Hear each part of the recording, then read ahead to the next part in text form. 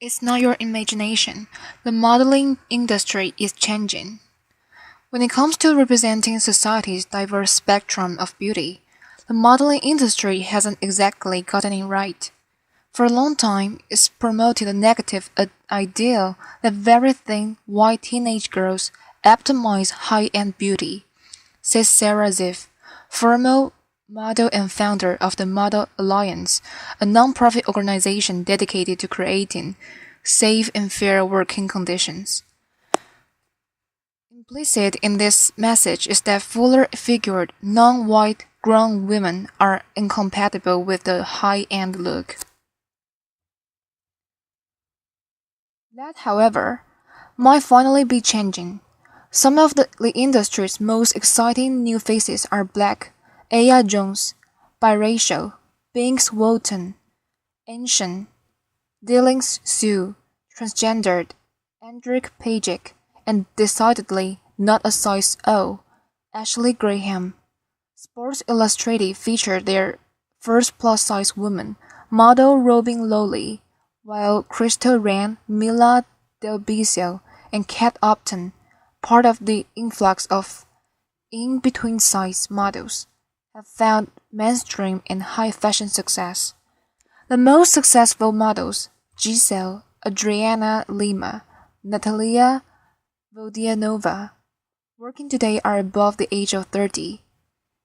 In 2014, the average age of Forbes' richest list was 31.5, 5 years older than it was in 2007, 26.5. And according to the Fashion Spots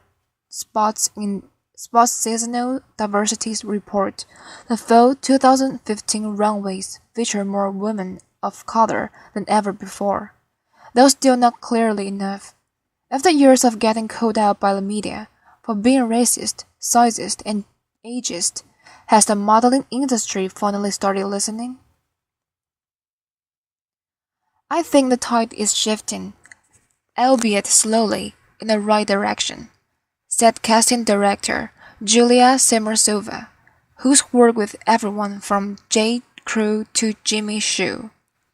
These are not leaps and bounds, but baby steps. Runway models are still usually young and skinny, and unfortunately, they're still mostly white.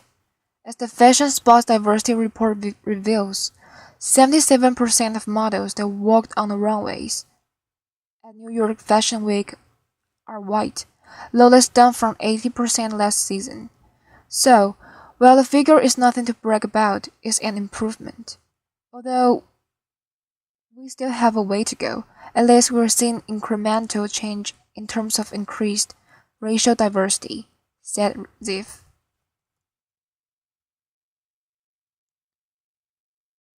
Of the runways, things are a bit better. Models of different ages, ethnicities, and body types are booking lucrative and high-profile gigs, as brands catch on to the fact that most women don't aspire to be stick-thin teenagers. 100% the old and tired attitude that models must be young. Young has dramatically shifted, said Samasova. Women want to be inspired by other women, not little girls. They want to aspire to be themselves, only better, not necessarily younger. I think our perception of age is changing.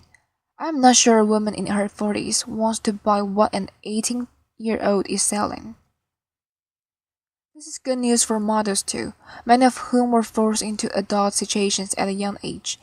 At the Model Alliance, we feel that adults, not children, should model clothing that is marketed to adults, says Ziv.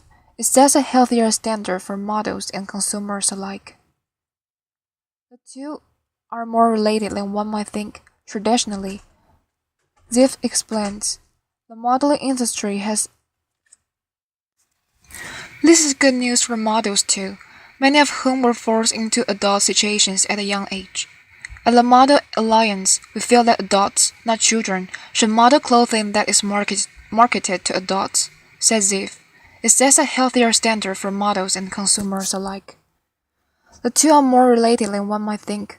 Traditionally, Ziv explains, the modeling industry has operated in a bubble with a very top-down management style.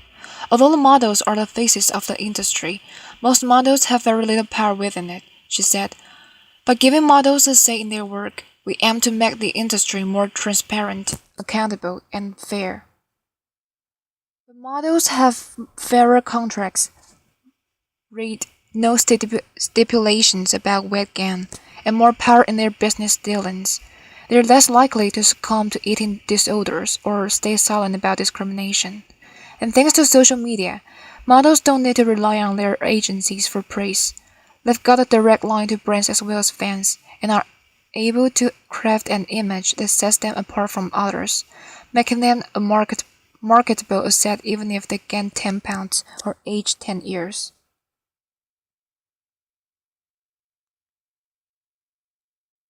The power it has given models is unquantifiable, said Samarsova.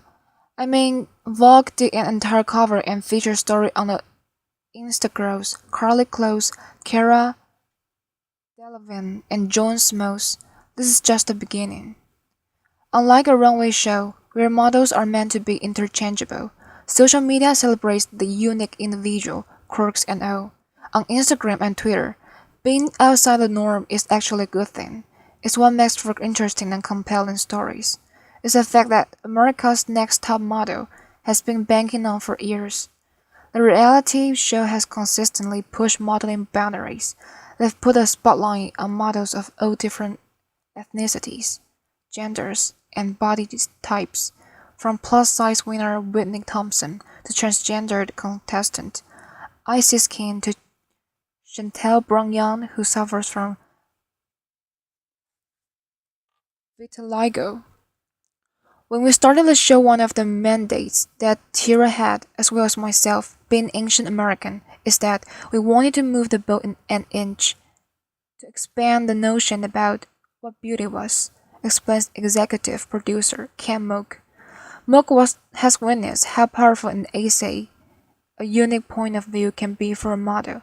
Frankly, a lot of the cast members who have been different, who are trans or who are Asperger's, wind up being the most popular characters on the show. ANTM might be one of the reasons the modeling industry has opened their eyes to different types of beauty. Indirectly, we've had an effect.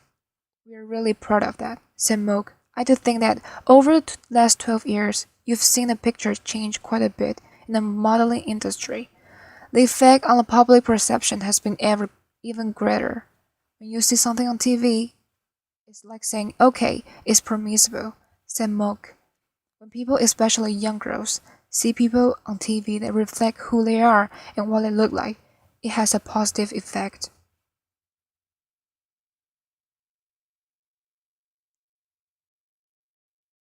The biggest vehicle for change in the modeling industry, however, hasn't been the models for even the media, but the consumer.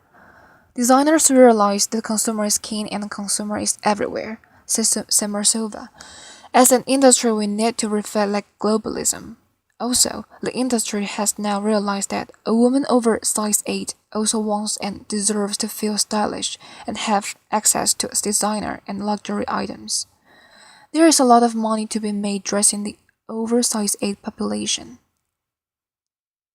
Zeev agrees that, thanks in part to conversations stated in the media, it's now become a bad PR move for designer not to reflect a degree of diversity in their casting choices.